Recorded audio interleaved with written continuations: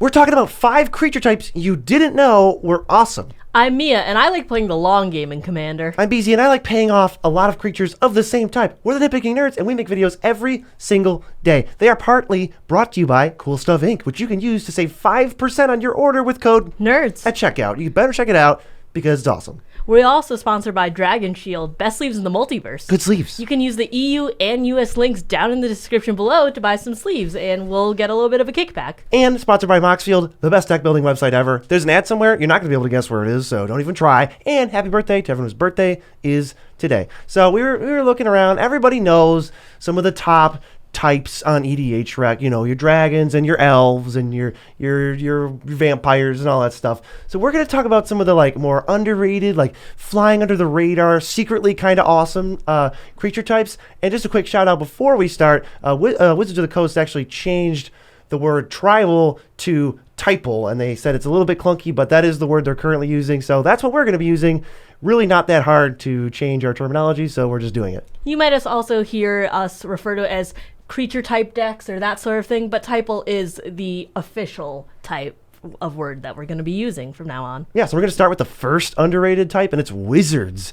These are basically looking to power up and protect your spells for incremental value. You're going to have a bunch of little wizards in play. They're going to power up the spells in your hand, and then you're going to combine the two of them and just dominate and explode. Wizards aren't usually going to be punching. There might be one or two, but most of them are big splashy spells or just value over time. Yeah, we're going to be talking about some commanders for each type, and then we're going to be talking about some of the best payoffs. So one of the commanders for wizards is going to be Inala Archmage Ritualist. This is 2 black, blue, red for a 4/5. It's got Eminence, everyone's favorite ability. Whenever another non-token wizard enters the battlefield under your control, if she's in the command zone or in play, you may pay 1. If you do, create a token that's a copy of it. It gains haste, and you exile it at the beginning of the next end step. And also, you can tap 5 untapped wizards you control to have target player lose 7 life. So you want to make a bunch of little small wizards, copy them with her Eminence ability that really can't be stopped, and then tap them all to make somebody lose a bunch of life.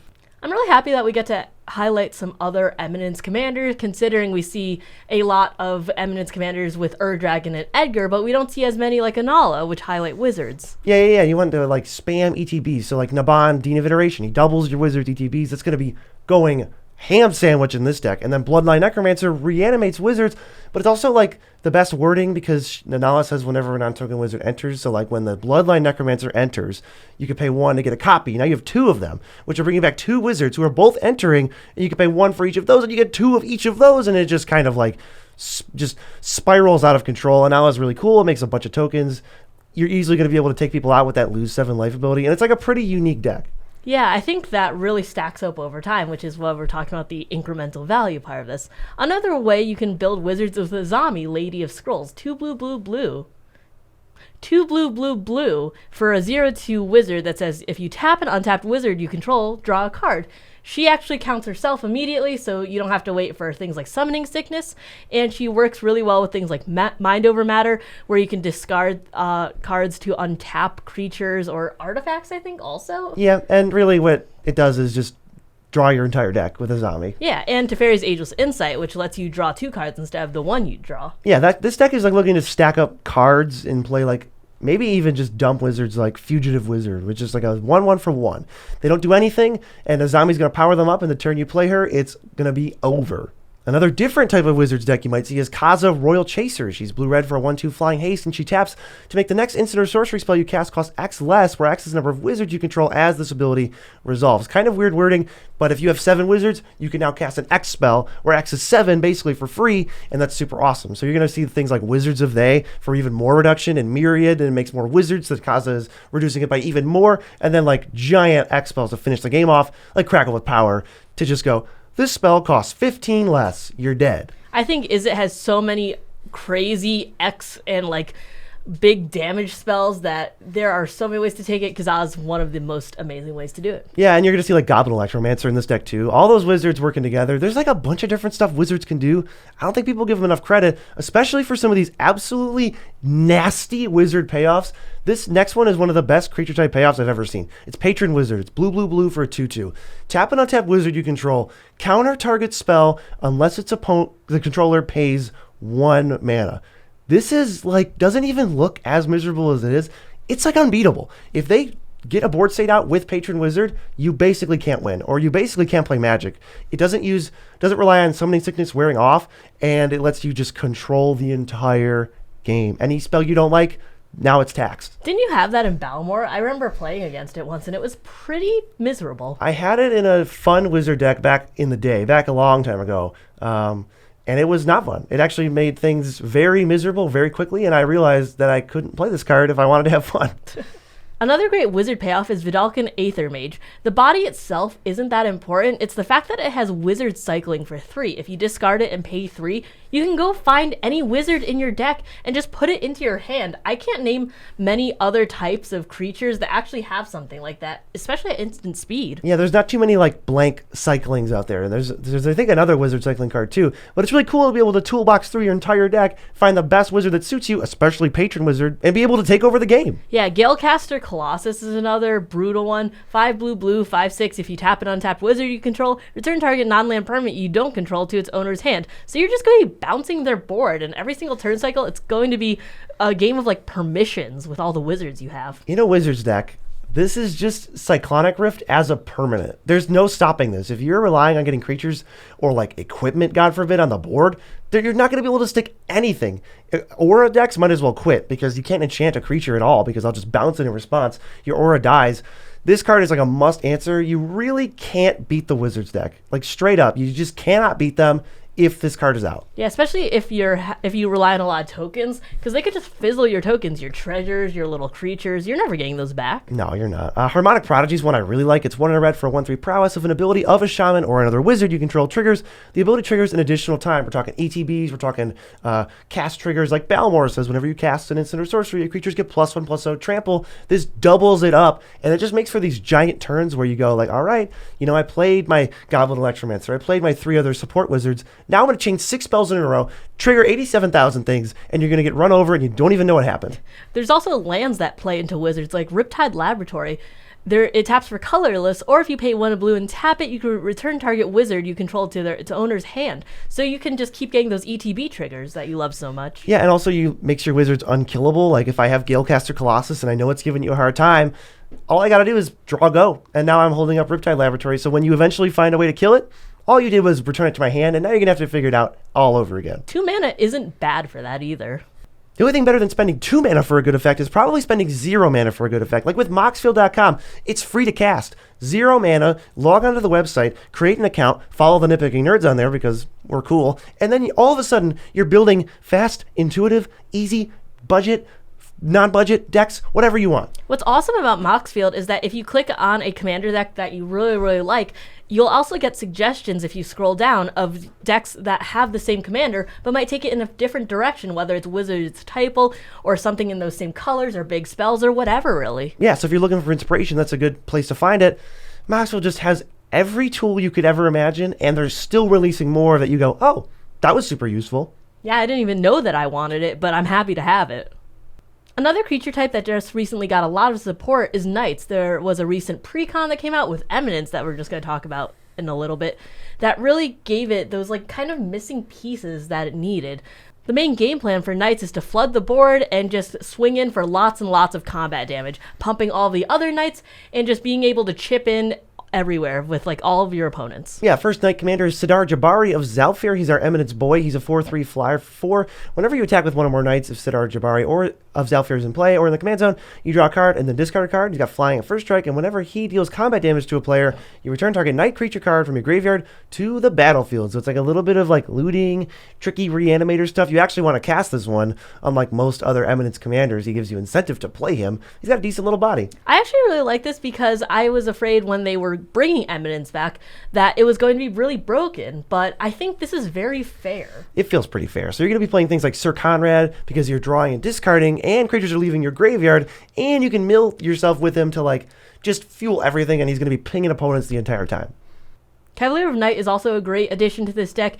When it enters the battlefield, you can Bone Splinters a creature, and when it dies, you can bring back a creature with mana value 3 or less. Yeah, just like moving game pieces around in a way that's advantageous for you. The next one is Sir Gwyn, Hero of Ashvale, and she's 3 red, white, black for a 5/5 Vigilance Menace. Whenever an equipped creature you control attacks, you draw a card and you lose a life, and equipment you control have Equip Knight 0. So it's like the Knight equipment deck, so you want to stuff your deck full of equipment, but you want to equip them to knights because it's free to do that. Like with Pure Steel Paladin, I guess you draw cards, and he's a knight when you play all this stuff. You can also flash an Embercleave, and it's going to attack for free anyways, but that's just so much power on the board, you can just one-hit kill someone, especially maybe with the commander itself. Yeah, and then Embercleave, like, if the creature dies, like, cool, I'll just move it for 0, and now you have to deal with all of my things. I like Sir Gwyn.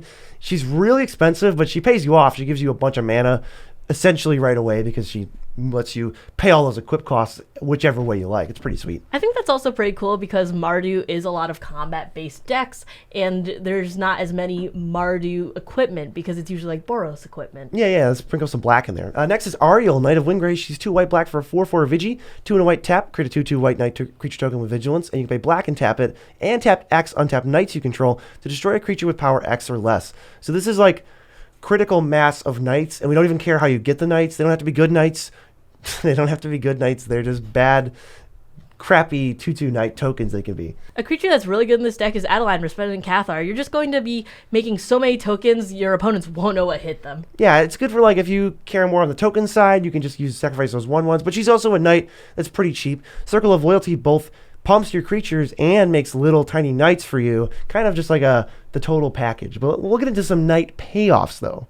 One great payoff for these combat-based decks is Night Charge. 1 white, black for an enchantment that says whenever a knight you control attacks, each opponent loses 1, you gain 1. You can also pay 6 white and a black and sack it to return all knight creature cards from your graveyard to the battlefield. That's really strong, especially when you're stacking your deck full of knights and you just vomit out like 10, 12 late game for 8 mana. And it's like, oh, you've defeated my knight army. Well, here they all are again, and maybe they have haste or something if I have another payoff. If I'm playing red, like, Knight Charge does not mess around. I also love Knight Exemplar, which is 2/2 first strike that gives your knights +1/+1 and indestructible. Like, I think back in the day they were like, well, knights don't have any support. Let's just print like a crazy one. Let's just see what happens. It's like, oh, okay, I'll play this all day. Vildalian Wave Knight is also a great one.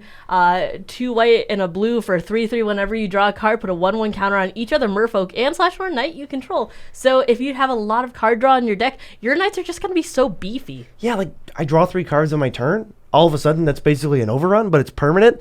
Wave Knight is like the real deal, and I feel like he didn't really slide under the radar, but it's just like, oh my god, dude, like, chill out. Like, you're already pumping knights a little bit. Like, you're going a little bit too hard. I mean, all the best knights prior to this were really like white, black, and white, and then we got the Eminence guy in Esper. They wanted to give you like real reasons in blues. They printed some like serious blue ones. Same with Herald of Hoofbeats. It's 4 and a blue for a 3/3. It gives your knights horsemanship, so they just can't be blocked. There's no horsemanship creatures. I'm sorry. It's not real. It's basically shadow. They can't be blocked. Lockthwain Lancer is also a great one. 4 and a black for a 5/5 menace. Whenever a non-token knight you control dies, each opponent loses 1, you draw a card. That's kind of crazy. I was expecting it to be gain 1 too, because it's like, I don't know, that's usually the payoff when each opponent loses 1, but drawing a card, that's even better. Yeah, instead of gaining 1, I'll gain 1 card. Next is another type that's slowly been creeping up the ranks. It's really fun to play, and they recently got a super good commander. It's Saprolings. They're all about sacrificing and board presence to gain advantage. Sometimes they want to attack, sometimes they don't. We'll just get into the commanders. Slimefoot and Squee. This one came out. It is just a tank.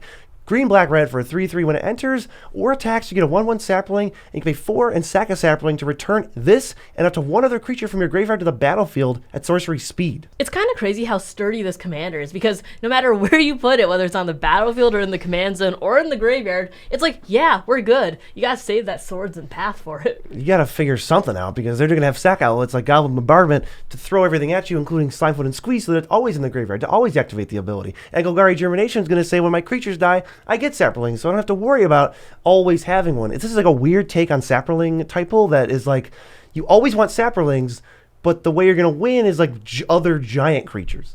Another payoff for saplings is Slimefoot the Stowaway. 1 black-green for 2/3. Whenever a sapling you control dies, it deals 1 damage to each opponent. You gain 1 life. You can also pay 4 and create a 1/1 green sapling creature token, so you can keep just sacking them to things like Ashnod's Altar, get the mana, create another one, sack them again. And then with Blood Artist, you're just getting some extra life drain here and there. Yeah, this is all about aristocrats. You're just making a ton of tiny, useless saplings. Maybe you attack, who even cares? And then you're just cashing them into this like value engine to make more, to cash them in to make more, to cash them in to make more. There's infinite combos if you want. There's a lot of gain and drain. And Slimefoot is it looks like innocuous, but it's pretty nasty. Saplings can be good.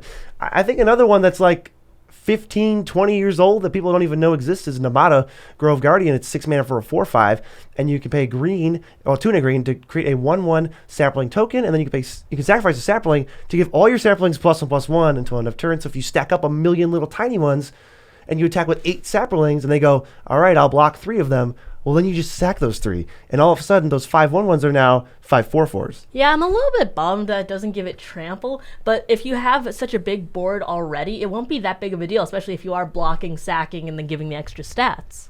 You have Verdant Force to pump out a sapling every upkeep, so you can maybe like pass the turn twice-ish, and then you're going to have enough saplings to overwhelm everyone. And this is probably one of the homes for all those cards people like that aren't very good, like Thallid that gave spore counters every upkeep, and then you can remove a number of them to make a sapling.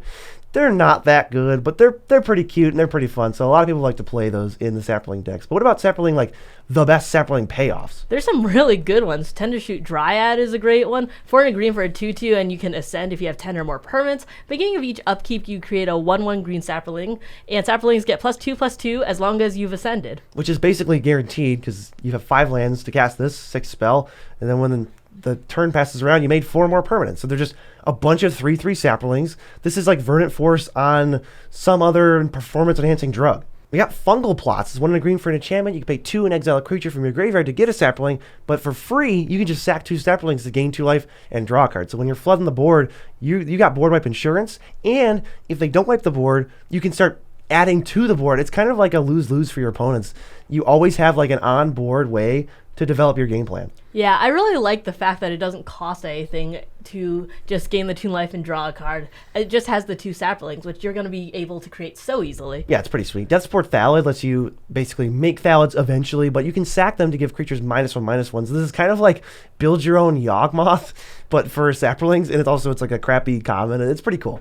Yeah, that actually is really nice. Verdloth the Ancient, 4 green for a 4/7. You can pay into its X kicker cost, and sapling creatures and other tree folks get +1/+1. When it enters the battlefield, if it was kicked, create X 1/1 green sapling creature tokens. This was actually reprinted in Commander Masters, and if you've had a chance to play with it, it's actually pretty fun. Yeah, same with Namada. People probably kind of forgot about it until then.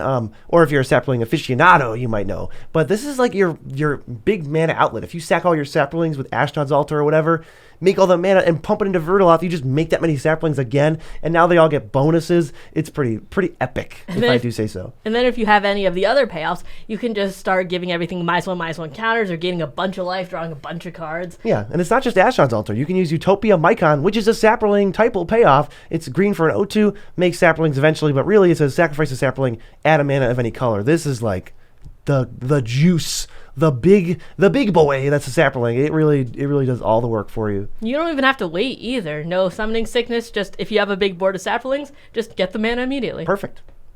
This next creature type often gets overshadowed by slivers because they're a little bit functionally similar, but I think allies can actually be pretty strong. They're trying to flood the board and just stack ETB trigger on ETB trigger to win the game when all of your allies do something, and then there's just too many triggers and you're going to overwhelm everyone. The first ally commander, actually, I think we used to see a lot more of prior, but yeah. I think it's just gotten overshadowed lately. General Tazri, 4 white for a 3/4. When it enters the battlefield, you can search your library for an ally card, reveal it, put in your hand, then shuffle. And for Wooburg, allies get +X till end of turn, where X is the number of colors among those creatures. So you want to try and get as many multicolored allies out as possible, and then just pump them all and swing in for lethal. Yeah, Resolute Blade Master is perfect because it's 2 colors, and it gives double strikes. That's even better with Tazri's Wooburg ability. And then Mina and Den's just like a value card you're going to see. It's 2 colors, it's an ally. You'll see plenty more allies on this list here.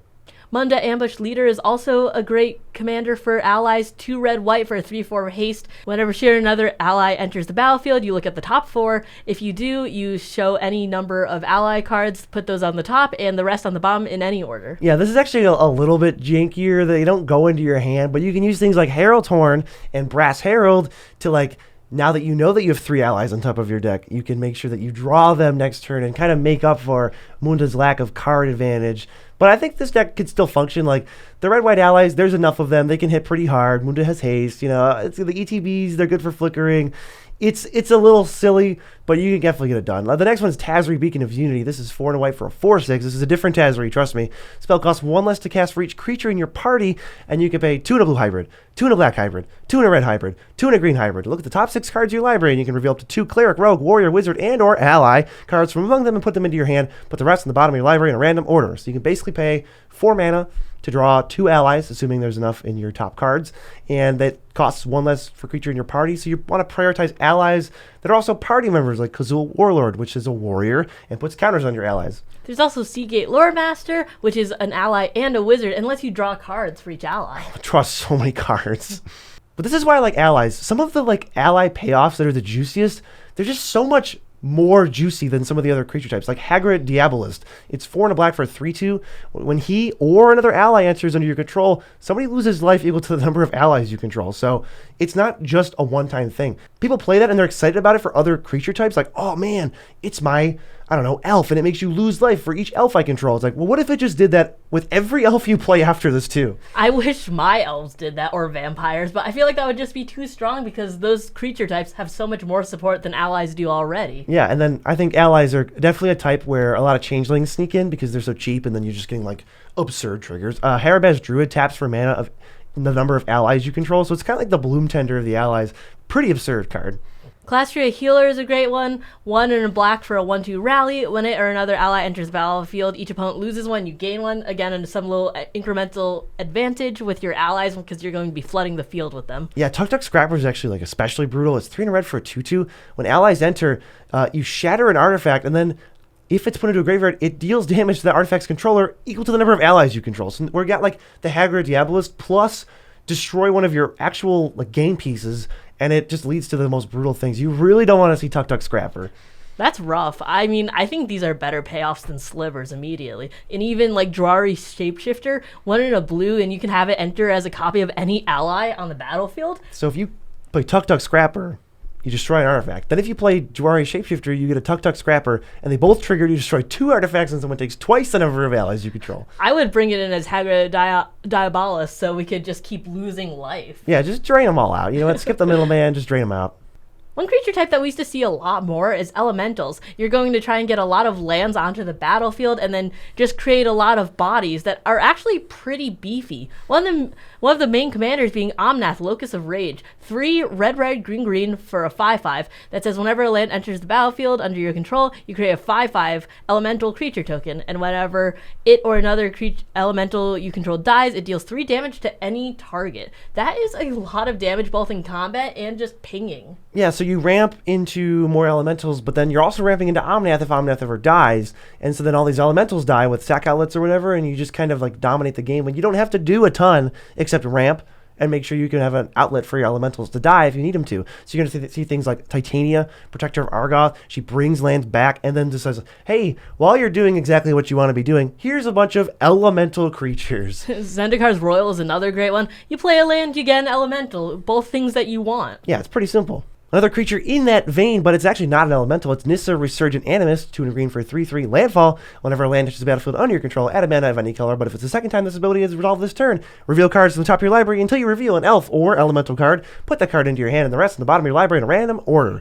I'm kind of sad that this one slipped under the radar a little bit. I think it's because a lot of people weren't opening as much Aftermath product because there were only like 5 cards per booster and stuff. Yeah, this card was like $40, $30. I don't know how much it is right now. Nobody really cared too much, but it is a pretty sweet elemental payoff if you want to go that way. You have a Shia, Soul of the Wild, to make all your things lands, so that like if you're flashing creatures in or playing creatures, they still trigger Nissa's ability, and you're going to still find more elementals to then trigger the ability next turn. And Multani is just huge, keyword big, especially with a Shia out. You know, you just have like a 30/30. That's going to kill people. But if you like playing all the colors and also want to play elementals, you can play Horde of Notions. Wooburg mana, 5/5, Vigi, Trample, and Haste. And if you pay Wooburg into its ability, you can play target elemental card from your graveyard without paying its mana cost. So you can play every single elemental that you've ever wanted in this. Yeah, you're going to see things like Incandescent Soulstroke, which is like a sneak attack for elementals, which is kind of perfect. Because I want the trigger, I want whatever it does right away. I'll attack with it, get my value. It dies. Then Horde of Notions is like, cool, bro. I'll just bring it back next turn. Same with like Mold Drifter. You can evoke it early, and then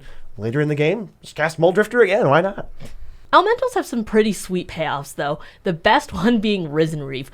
1 green and a blue for a 1/1. When it or another elemental enters the battlefield under your control, look at the top. If it's a land, you put it on the battlefield tapped. If you don't, put it into your hand. That is such card advantage, especially since so many elementals are based on making tokens. Yeah, and like, oh, Zendikar's Royal. When a land enters, you get an elemental. So it's like, well, all right, I play a land. A 2/2 elemental comes in play. Risen Reef trigger, top card's a land, goes into play. I'll get an elemental. Risen Reef trigger, and it just kind of goes off, and it just like spews your whole deck into play. Risen Reef just works perfectly with like the Teamer elementally shell that is very common in these decks, and you have to kill it. If you don't kill Risen Reef, you're going to lose. Honestly, I'm really happy that this isn't a commander because this would be too strong in the command zone.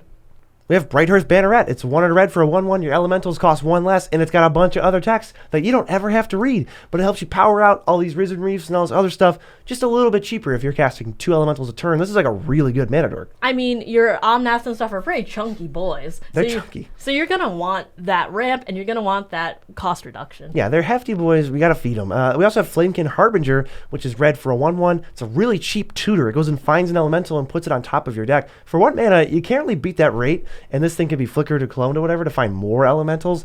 Probably, though, you're going to find Risen Reef and just like try to spam that because that's like the most fun thing the elementals deck can do. Especially if you can find a way to kill it, you can bring it back with Horde and just keep tutoring for elementals. Creeping Trailblazer is another great one. Red, green, 2/2. Other elementals, you get +1/+0. And if you pay 2 red and green, it gets +1/+1 till end of turn for each elemental you control. You're going to have such a big board of elementals that this thing is going to be giant. Yeah, you can like go pretty wide, and it rewards you for that a little bit. It gives you like an okay anthem. But like if you have payoffs for a big creature, this thing can just easily be like a 50-50, and you can fling it. I don't know what you're doing. Like if you have Kazul's Fury or other things, I just love the idea that this monster, especially with Trample, can just annihilate someone if they don't pay attention to it. And we also have Flamekin Village. It enters untapped if you reveal an elemental, and it gives creatures haste. It's just like, hey, playing elementals, this card's just all of a sudden really good. I really like the creature type payoff lands. I don't know. I want more. There's just like something special about that to me. I want more of them. I think that's a really cool like design space to enter.